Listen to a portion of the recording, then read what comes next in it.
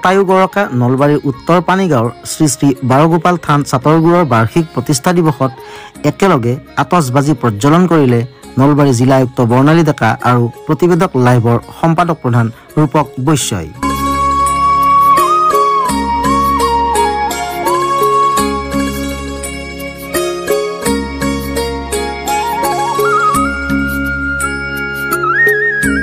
ৰাইজৰ মাজত থাকিলেহে অঞ্চলটোৰ সমস্যাৰ কথা গম পোৱা যায়। এই মন্তব্য নলবাৰী জিলা আয়ুক্ত বৰ্ণালী ডেকাৰ। শতায়ু গৰকা নলবাৰী উত্তৰ পানীগাঁৱৰ শ্ৰী শ্ৰী বাৰগোপাল থান চাতৰগুৰৰ বাৰ্ষিক প্ৰতিষ্ঠা দিৱসত আতচবাজি প্ৰজ্বলন কৰি দিয়া ভাষণত নলবাৰী জিলা আয়ুক্ত বৰ্ণালী ডেকাই আনন্দ প্ৰকাশ কৰি আদিতেই ভক্তপ্ৰাণসকলক সেৱা জনাই এইদৰে মনৰ ভাৱ ব্যক্ত কৰে।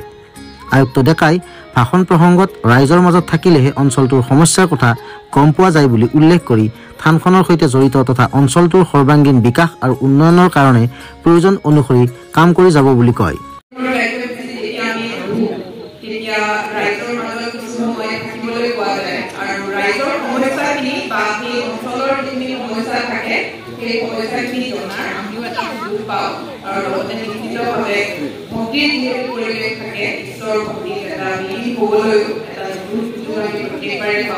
মই জিলাখনৰ বিভিন্ন অঞ্চলত গৈ প্ৰায় নিমন্ত্ৰণ পাওঁ, যেতিয়াই সময় সুবিধা মিলে মই আহি যাওঁ, গুচি যাওঁ তালৈ। আৰু এই অঞ্চলৰ যেতিয়া আমি বহি লওঁ, 5 মিনিট বহিলেও ৰাইজৰ লগত যেতিয়া কথা বতৰা পাতোঁ, তেতিয়া সেই অঞ্চলৰ কি বৈশিষ্ট্য আছে আৰু সেই অঞ্চলৰ কি অসুবিধা আছে সেইখিনি গম পোৱা যায়।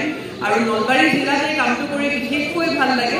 তাৰ আগেয়ে আতচবাজি প্ৰজ্বলন কৰি শ্ৰী শ্ৰী বাৰগোপাল প্ৰভুৰ শ্ৰী চৰণত আঁঠু লয় শিক্ষক তথা প্ৰতিবেদক লাইভৰ সম্পাদক প্ৰধান ৰূপক বৈশ্যই।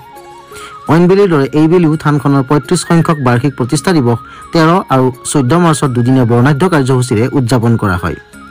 ৰাজহুৱা শ্ৰী শ্ৰী বাৰগোপাল থান চাতৰগুৰৰ বাৰ্ষিক প্ৰতিষ্ঠা দিৱসৰ প্ৰথম দিনাৰ কাৰ্যসূচী অনুসৰি সন্ধিয়া 8 বজাত আতচবাজি প্ৰজ্বলন কৰে একেলগে নলবাৰী জিলা আয়ুক্ত বৰ্ণালী ডেকা আৰু শিক্ষক তথা প্ৰতিবেদক লাইভৰ সম্পাদক প্ৰধান ৰূপক বৈশ্যই।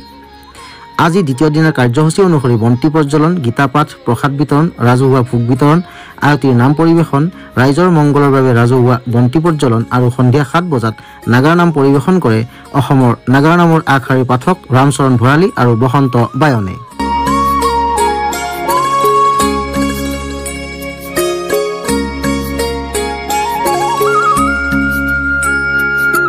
অতুল ভূঞাৰ প্ৰতিবেদন, প্ৰতিবেদক লাইভ।